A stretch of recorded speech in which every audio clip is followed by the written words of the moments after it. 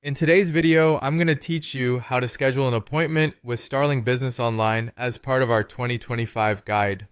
Now, it's important to note that as of 2025, Starling Business does not offer a formal appointment scheduling service.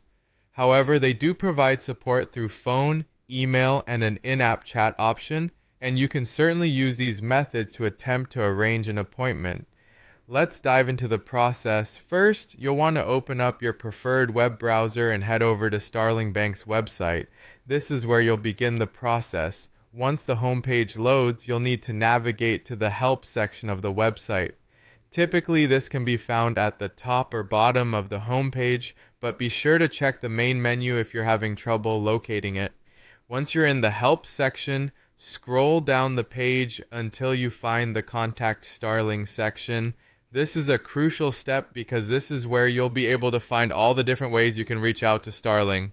Now within the Contact Starling section, click on the link that takes you to the contact page. This will direct you to a page where Starling provides detailed information on how to get in touch with them. After clicking on the contact page, scroll down and you'll see their contact number and email address. Both of these are viable options for reaching out to Starling's support team. Using either of these methods, you can explain your need to schedule an appointment and see how they might accommodate you. But don't worry, there's another method if you're already a Starling account holder. If you have a Starling account, a great feature they offer is the in-app chat. Simply log into their app and use the Talk to Starling feature. This allows you to directly chat with their support team in real time.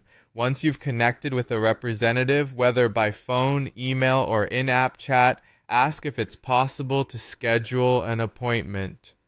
The support team should be able to guide you on the best way to proceed based on your specific needs. And there you have it, a simple yet effective way to initiate contact with Starling Business and potentially schedule an appointment even though they don't formally offer this service.